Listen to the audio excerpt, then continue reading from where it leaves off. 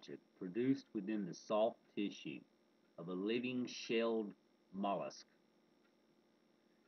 Just like the shell of a mollusk, a pearl is made up of calcium carbonate in minute crystalline form, which has been deposited in concentric layers. The ideal pearl is perfectly round and smooth, but many other shapes of pearls occur. The finest quality, natural pearls, have been highly valued as gemstones and objects of beauty for many centuries. And because of this, the word pearl has become a metaphor for something very rare, fine, admirable, and valuable. The most valuable pearls occur spontaneously in the wild, but they are extremely rare. These wild pearls are referred to as natural pearls. Cultured or farm pearls from pearl oysters and freshwater mussels make up the majority of those that are currently sold. Imitation or fake pearls are also widely sold in inexpensive jewelry, but the quality of their iridescence is usually very poor, and generally speaking, artificial poor pearls are easily distinguished from genuine pearls. Pearls have been harvested and cultured primarily for use in jewelry, but in the past they were also stitched into lavish clothing. Pearls have also been crushed and used in cosmetics, medicines, and in other paint formulations.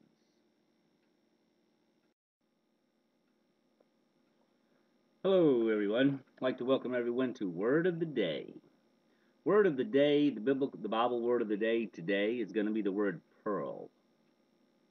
Pearl shows up in our King James Version Bible 9 times. It's very significant about the pearl. The first mention is in Job 28:18. No mention shall be made of coral or of pearls, for the price of wisdom is above rubies. Matthew 7:6. Give not that which is holy unto the dogs, neither cast ye your pearls before swine, lest they trample them under their feet, and turn again and rend you. Matthew 13:45. Again, the kingdom of heaven is like unto a merchant man seeking goodly pearls. Matthew 13:46. Who, when he had found one pearl of great price, went and sold all that he had and bought it. 1 Timothy 2:9. In like manner also, that women adorn themselves in modest apparel, with shamefacedness and sobriety, not with broided hair, or gold, or pearls, or costly array. Revelation 17:4. And the woman was arrayed in purple and scarlet color, and decked with gold and precious stones and pearls, having a golden cup in her hand, full of abominations and filthiness of her fornication. Revelations 18:12. The merchandise of gold and silver and precious stones and of pearls and fine linen and purple and silk and scarlet, and all thine wood, and all manner vessels of ivory, and all manner vessels of most precious wood, and of brass, and iron, and marble. Revelations 18:16. And saying, Alas, alas, that great city that was clothed in fine linen, and purple, and scarlet, and decked with gold, and precious stones, and pearls. Revelations 21:21. And the 12 gates were 12 pearls. Every several gate was of one pearl, and the street of the city was pure gold, as it were transparent glass. The 9 times the word pearl shows up in the King James Bible. Revelations 9, the second one, I'm sorry, Revelations 21:21, the 9th time, makes me think of, our Christian understanding of the pearly gates. The Pearly Gates of Heaven. Several weeks ago, I was reading an article, and it was, I don't even remember really what the article was about, but it mentioned that in a jeweler's world, or, stones and diamonds and silvers and golds and rings,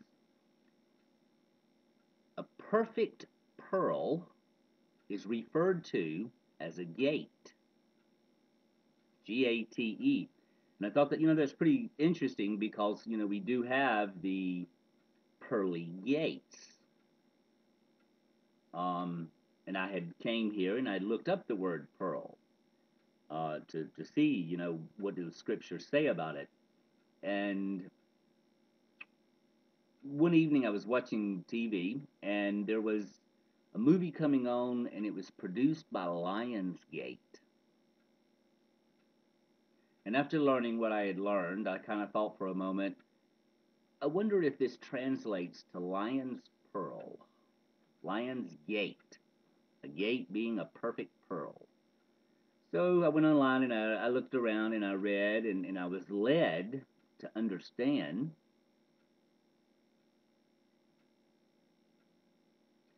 lion in the Bible symbolizes ego, love of self. The lion is the beast. He's the king of the beast. Of the animals, the lion is the king of the beast. He does as he please. Throughout the world, we have statues of lions.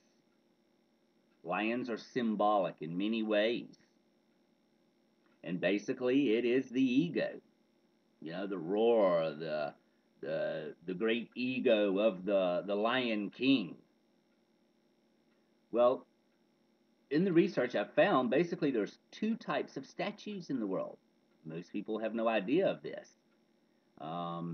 There's just your standard statues or symbols of lions. Then there are the other ones, and the other ones look like regular statues. But you'd have to know to look in the lion's mouth. In his mouth is a pearl. The symbolism is the wisdom of understanding is symbolic of the pearl. For example, back up here, which one was it?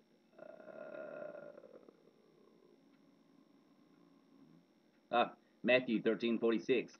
Who, when he had found one pearl of great price, went and sold all that he had and bought it. Well, the lion with the pearl in his mouth, he's unable to roar. He can't bite anyone. He can't maul. He's not as vicious and ferocious as he was before he got the pearl. Let's see. Also, for example, Matthew 7:6. Give not that which is holy unto the dogs, neither cast ye your pearls before swine, lest they trample them under their feet and turn again and rend you. Well, the lion is not going to take the pearl out of his mouth. You see, lest they trample them under their feet and turn again and rend him.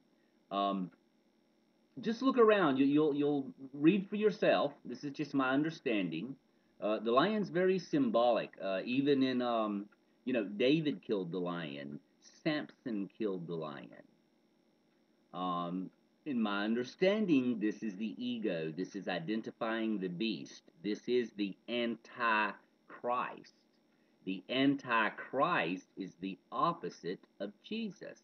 You see, Jesus is unconditional love. He's humble. He's service to others. He's self-sacrificing. Okay, what is the opposite of that? The opposite of that would be greedy, selfish, love of self. It's the ego. This is the Antichrist. This is symbolic of the beast. This is the lion. The lion thinks about no one but himself. There's scripture in Revelations, I think, is where the lion lays down with the lamb. Yes, the lion does lay down with the lamb, but the lion has a pearl in his mouth. Have a good day, guys.